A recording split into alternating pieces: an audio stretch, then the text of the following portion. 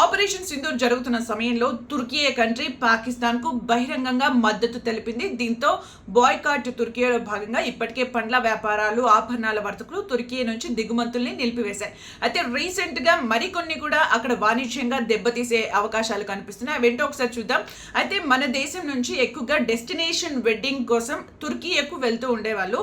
అంటే last year 50 destination weddings మన country నుంచి అక్కడ జరగడం జరిగింది. అయితే ఇప్పుడు అందరు కూడా క్యాన్సిల్ చేసేసుకుంటున్నారు. డెస్టినేషన్ వెడ్డింగ్ కి తుర్కీకి వెళ్ళట్లేదు అని ప్రముఖ వెడ్డింగ్ ప్లానింగ్ సంస్థ కెస్టోన్ ఉత్సవ్ సీనియర్ ప్రతినిధి నిఖిల్ మహాజన్ తెలిపారు.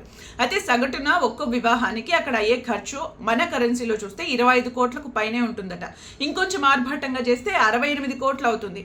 అంతేకాదు పెళ్లికి వెళ్ళిన అతిథులు ఎవరైనా అక్కడికి వెళ్తూ ఉంటారు కాబట్టి అక్కడ పర్యాటకంగా కూడా వాళ్ళకు చాలా బెనిఫిట్స్ వచ్చేవి. వాణిజ్యపరంగా చాలా చాలా బెనిఫిషియల్ డెస్టినేషన్ వెడ్డింగ్స్ అక్కడ జరిగేవి. అయితే ఇవన్నిటికీ కూడా ఫుల్ స్టాప్ పడబోతోంది. అంతేకాదు ఇక అన్నిటికంటే చాలా ఇంపార్టెంట్, ఆన్లైన్లో షాపింగ్ చేస్తూ ఉంటాం కదా. ఈ నేపథ్యంలో ప్రముఖ ఆన్లైన్ రిటైల్ సంస్థలు మింత్రా, అజియో కూడా పెద్ద షాక్ ఇచ్చాయి. ఆ దేశ బ్రాండ్ల అమ్మకాలను నిలిపివేశాయి.